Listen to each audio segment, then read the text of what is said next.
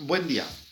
Ayer hicimos una separación conceptual en este rumbo que está tomando el canal de educación cívica, donde analizamos, o mejor dicho, definimos algunos conceptos como son Estado, país, patria, nación, pueblo, porque necesitamos tener los fundamentos eh, conceptuales, valga la redundancia, léxicos, para poder entender cómo el individuo funciona en la sociedad moderna.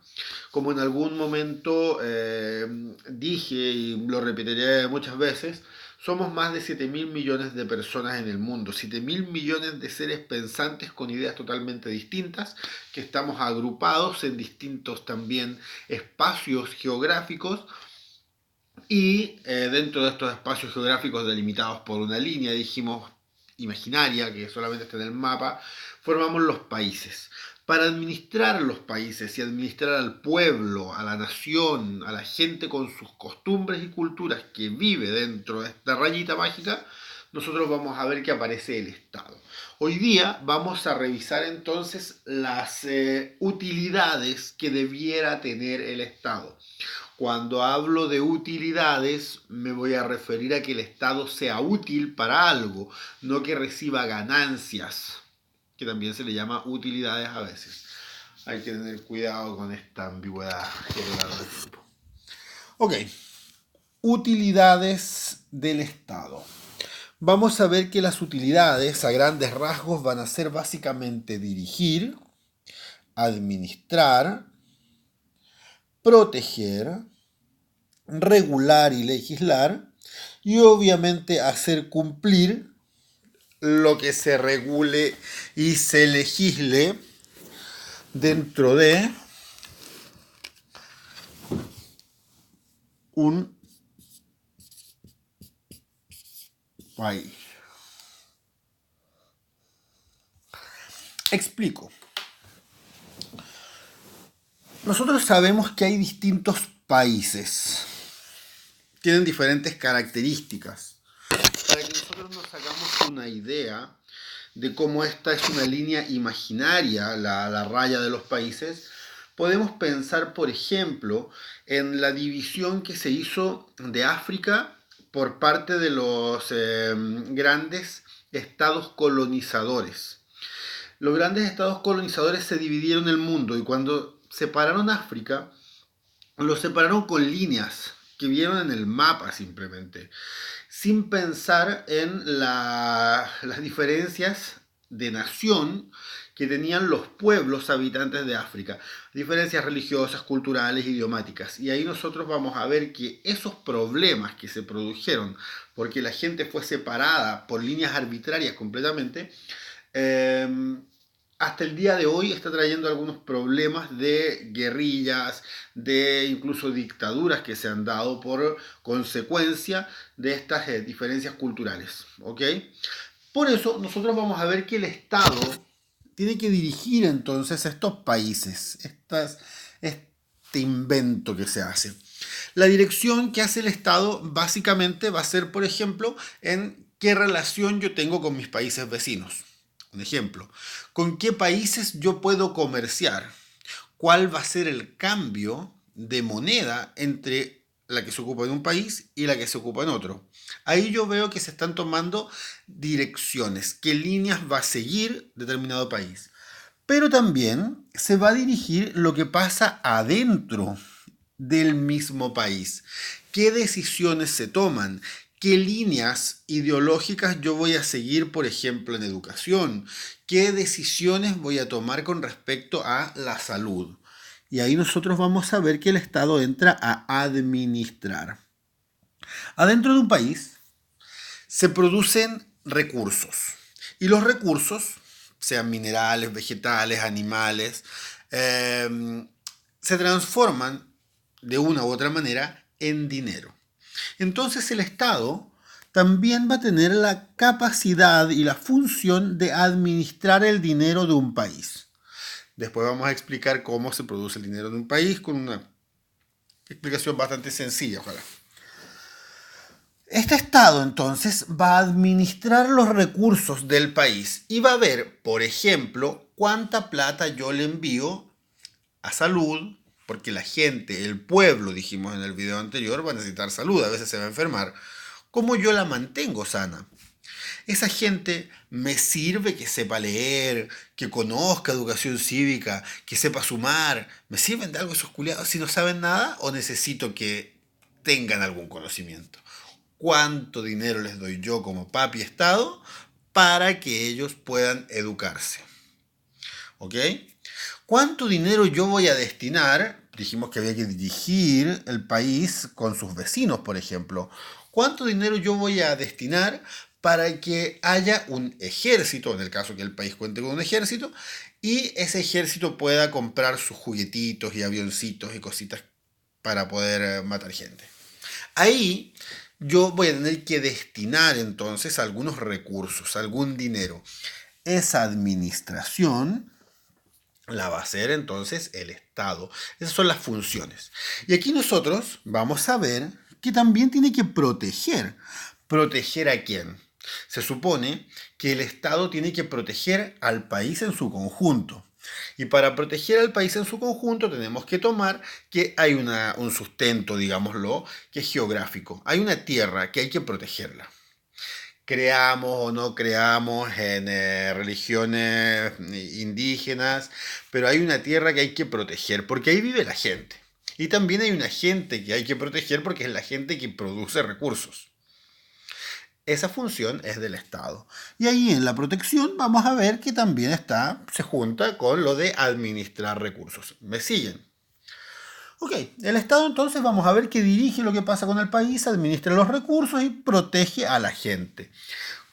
Y al territorio. A la cultura, me va a decir alguien también.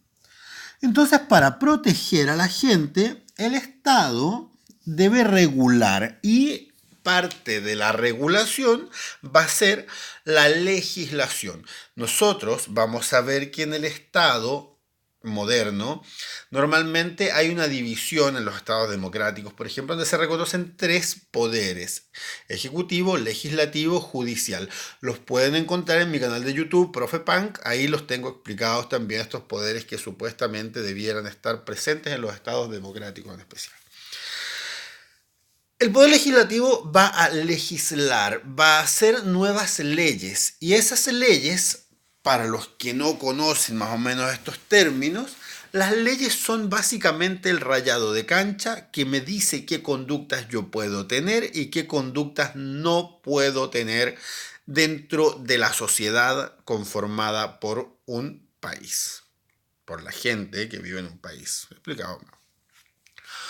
Ok, yo si cumplo, me atengo a la norma y voy a ser un ciudadano normal. Si no cumplo una ley, voy a ser castigado. Ese castigo puede ser multas, cárceles y en algunos casos incluso te podrían hasta desterrar o quitar la nacionalidad, según la gravedad de tu infracción a la ley.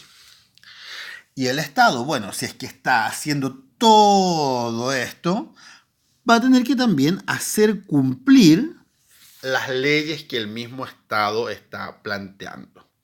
¿Ok? O sea, se va a tener que fijar que si el Estado dice que hay libertad, efectivamente haya libertad. Que si el Estado dice que protege al individuo, efectivamente el individuo se esté siendo protegido. Que si el Estado dice que hay libertad de educación, efectivamente haya libertad de educación. Nosotros vemos entonces que el Estado administra ciertos recursos, dijimos.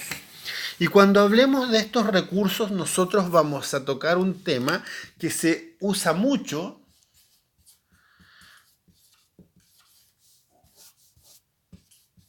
que tiene que ver con lo público. Nosotros vamos a ver que en los estados hay cosas que son para el pueblo. Se supone que son del pueblo, son de todos, son bienes de uso público, bienes públicos. Estos bienes, entonces, pertenecen a todo el pueblo que vive en el país, ¿ok? Y estos van a ser administrados por un grupo humano que va a ser la administración pública. La administración pública, y aquí nosotros vamos a desprender también a los trabajadores públicos, van a ser todas las personas que trabajan en la denominada muchas veces maquinaria estatal. La maquinaria estatal es todo este organigrama que a nosotros nos permite seguir un orden jerárquico según el cual unas personas mandan a otras para que ejecuten las decisiones que se han tomado para llevar adelante el desarrollo de un país. ¿Ok? Acá nosotros vamos a ver que el Estado entonces está contratando muchas personas para que cumplan con este rol de administrar los bienes públicos. ¿Se entiende? Son personas que están recibiendo un sueldo para que todo el pueblo tenga mejor acceso, por ejemplo, a los bienes que el mismo pueblo está produciendo. Esto es algo paradójico, porque nosotros nos vamos a dar cuenta que la administración pública muchas veces está relacionada directamente con los gobiernos de turno.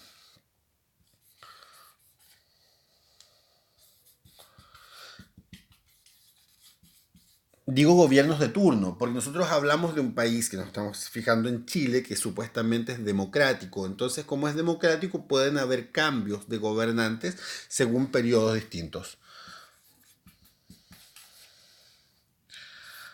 Ok. Entonces vamos a ver que la administración pública va a estar muy relacionada con los gobiernos de turno. ¿Qué significa esto? Que el gobierno, para muchos casos, va a contratar a personas que le ayuden a administrar de la manera según el lineamiento ideológico que ese gobierno tiene. ¿Ok? Hasta aquí vamos bien, ¿se entiende? Hay un gobierno, este gobierno que administra el Estado contrata gente que piense parecido a él para que las ideas del mismo gobierno resulten. ¿Ok? ¿Cuál es un detalle que muchas veces nosotros podemos olvidar? El gobierno de turno